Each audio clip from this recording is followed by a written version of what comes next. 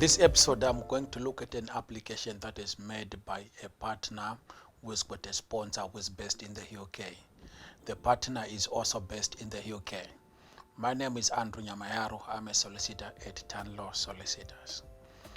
Where the partner is based in the UK, it may be a situation whereby the partner is switching from another form of visa which they have. For example, they are a student and they're now switching to a spouse or unmarried partner visa.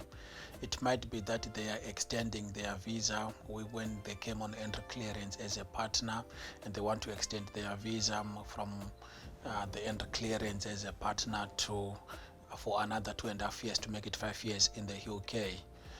In such a situation, the spouse and the sponsor should either individually or together be earning at least £18,600, and they should be able to prove it by way of pay slips, bank statements, and a letter from their employers if they are both in employment. If they are self-employed or they are directors, then the evidence that is required under the financial requirement is a bit different. We should also be able to submit evidence that shows that the relationship is continuing and ongoing.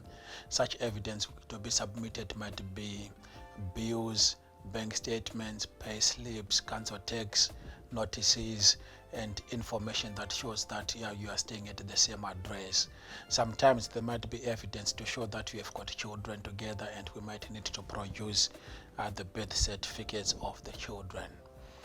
It is a continual requirement that the applicant should be a suitable person and should be an eligible person to be granted an extension of their visa or to switch from one form of a visa to the other under the spouse visa requirement. Let me just explain that the word partner under the immigration rules refers to a fiancé, spouse, same-sex partner, or an unmarried partner.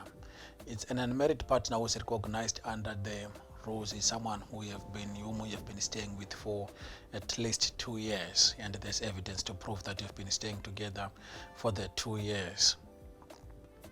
If someone came to the UK as a spouse or a partner of a UK sponsor and they had the A1 English, they need to do the A2 at least, or maybe B1 or a better English qualification if it is a requirement that they need to meet the English requirement under the immigration rules. So this situation which I've covered is whereby both parties are legally in the country, where the sponsor is legally in the country and also the applicant is also legally in the country. However, I do have clients who come to see me where the sponsor is a British citizen or is a refugee or is on a tier 2 or a points-based application, but the partner is illegally in the UK. The question that I get asked so many times is that, can we get married? And the answer to that question is yes, you can get married. The process is that you need to notify your local registrar that you need to get married, and then once you get to go to the registrar, they'll ask you to give them certified information from the Home Office to prove that you are legally in the UK. The registrar will give you an email address which you then have to send, or your solicitor has to send to the Home Office, and the Home Office will email a copy of your identification to the registrar. Once the registrar gets this confirmation, you need to approach them and you can then book your date to get married. The Home Office can allow you to get married under the normal notices, or they might extend your notice to 70 days if they think that there is any reason to suspect that this might be something that is not proper in the relationship. They can do their searches within the 70 days to avoid people getting into sham marriages, and they can allow you to get married. Sometimes you might be even called to go to Liverpool for interviews where you're interviewed in separate rooms, to try to prove that you are a couple as you claim to be.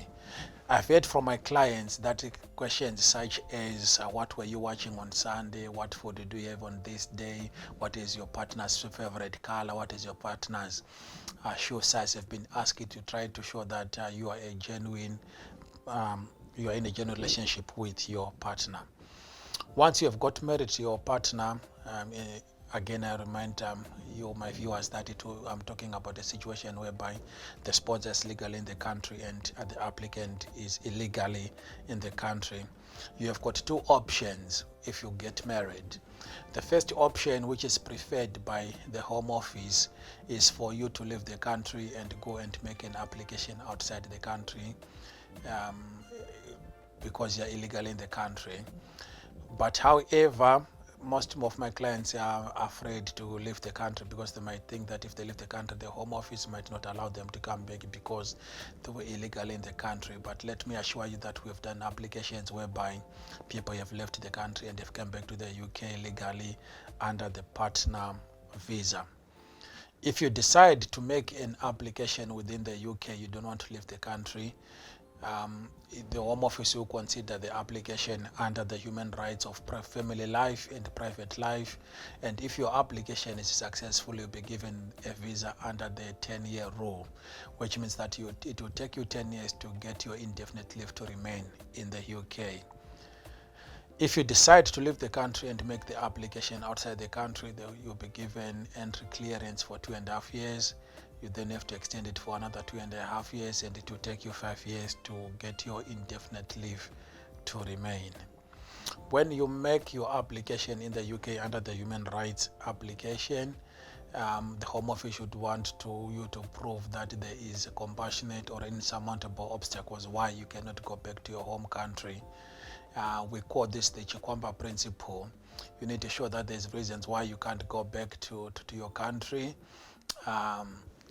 Maybe you've got children, maybe your partner relies on you for their care, and you can have to produce this evidence to show that if you leave the country, then your partner might struggle looking after the children by themselves, or no one will be caring for them, or you've got serious medical conditions, or that the receiving country where you're going has got so much problems that it will not be good and proper for you to go and stay in that country. If the Home Office refuses your application these days, you will get a right of appeal because it's a human rights application which you would have made. If you need any assistance, we can assist you with such applications, whether it's an in-country or an out-of-country application where your partner is based in the UK, who is the sponsor, and you are illegally in the country. And our details appear at the bottom of the screen.